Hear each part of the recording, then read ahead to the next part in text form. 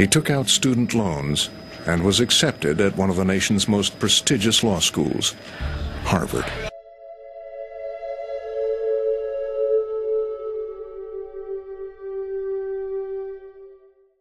They said an African American had never led the Harvard Law Review, until I changed that.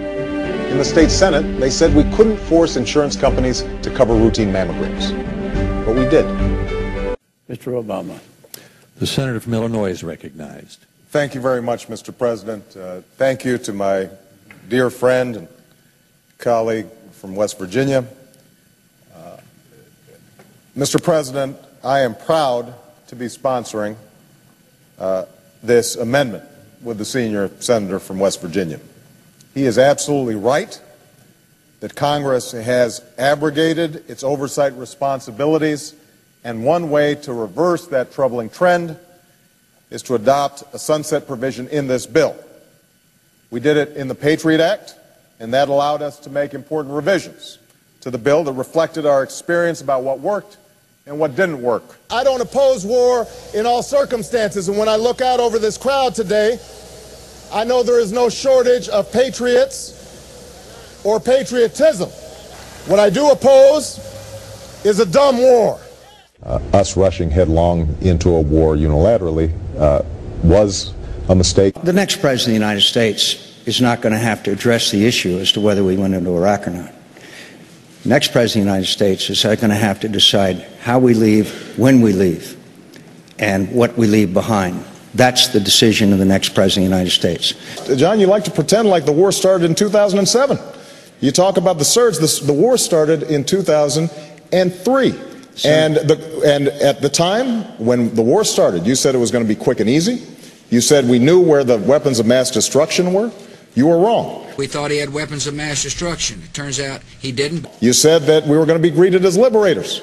You were wrong. I said the military operation would be easy. It was easy. We were greeted with as liberators. You said that there was no history of violence between Shia and Sunni, and you were wrong. Joining us this morning, Columbia University professor and 2001 Nobel Prize winner for economics, Joseph Stiglitz. Also, Edmund Phelps, the winner of the 2006 Nobel Prize in economics. He is also the director of the Center on Capitalism and Society at Columbia University. Who do you think will be better for the economy, President Clinton, President Obama, or President McCain? I actually think that President Obama will do a better job on the economy. It would be a good idea to bet on President Obama. Okay. He would be the new voice, and he would probably be receptive to other new voices. They said we couldn't find the money to cover uninsured children, or give tax relief to the working poor, or pass new laws to stop wrongful executions. But I have. Now they say we can't change Washington? I'm Barack Obama. I'm running for the United States Senate, and I approve this message to say, yes, we can. Are you prepared to take the oath, Senator? I am.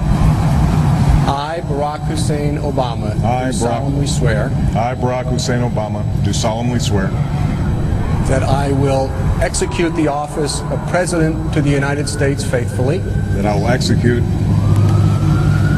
Faithfully, the office of President of the United States. President of the United States faithfully. And will, to the best of my ability, preserve, protect, and defend the Constitution of the United States. Preserve, protect, and defend the Constitution of the United States. So help you God. So help me God. Congratulations, Mr. President. Let me say this as plainly as I can. By August 31st, 2010, our combat mission in Iraq will end. As we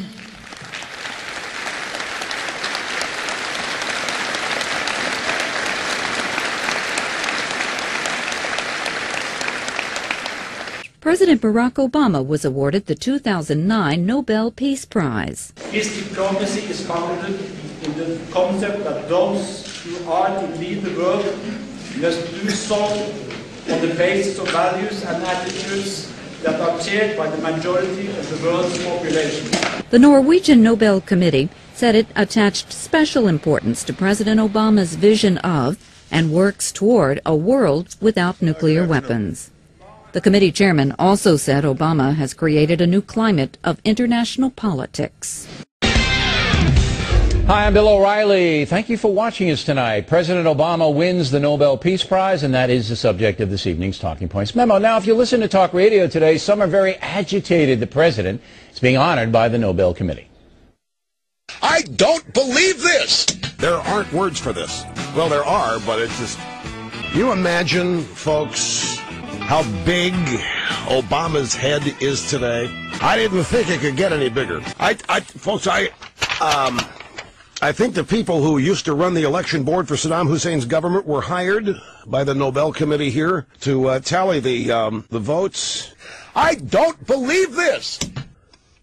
And this fully exposes, folks, the illusion that is Obama. This is a greater embarrassment than losing the Olympics bid was. Obviously, here's the announcement this morning. The Nobel Peace Prize for 2009 is to be awarded to President Barack Obama for his extraordinary efforts. He is awarding him the Nobel Peace Prize. The decision apparently made just after the president took office. Now let's listen to the president on his thoughts. Well, this is not how I expected to wake up this morning. After I received the news, Malia walked in and said, Daddy, you won the Nobel Peace Prize, and it is Bo's birthday. And then Sasha added, plus we have a 3-day weekend coming up. So it's good to have kids to keep things in perspective.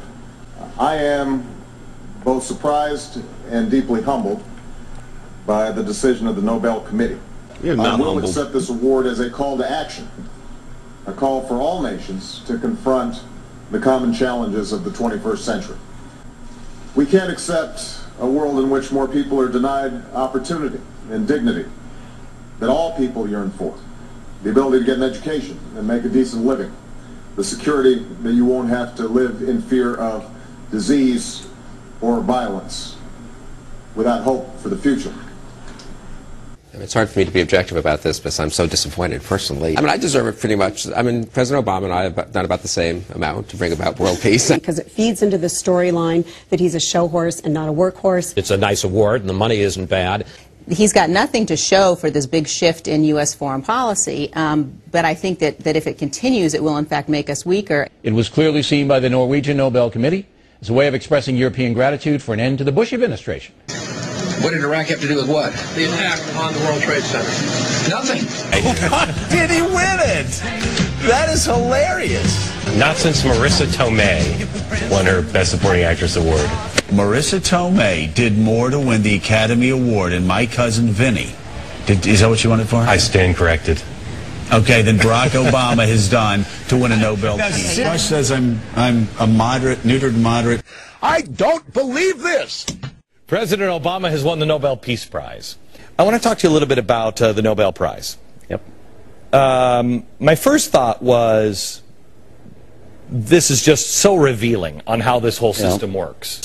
I think it's the first Nobel Prize given for attendance. He set a new tone in the world, and that's what the prize is for. Forgive me if they give a transformative award to someone who did the most transformative event of the year. He won an election that transformed the whole dialogue around the world. He's getting the award for being black. This is, and everybody gets an A, everybody gets a blue ribbon. No, I meant transformative in terms of, no, and I was talking about transformative in terms of world peace. Is he going to get a Tony now because he's black? I mean, it's amazing this guy can resist thinking that he is the Messiah. It's starting to become a bit of a punchline. Now, there is a way, I think, for him to redeem himself on this. But he should go over there to accept it on behalf of the men and women in the United States military. This award is not simply about the efforts of my administration, it's about the courageous efforts of people around the world. And that's why this award must be shared with everyone who strives for justice and dignity. For the young woman who marches silently in the streets on behalf of her right to be heard, even in the face of beatings and bullets. For the leader imprisoned in her own home because she refuses to abandon her commitment to democracy. For the soldier who sacrificed through tour after tour of duty on behalf of someone half a world away. And for all those men and women across the world who sacrifice their safety and their freedom and sometimes their lives for the cause of peace. That has always been the cause of America. That's why the world has always looked to America. And that's why I believe America will continue to lead. Thank you very much.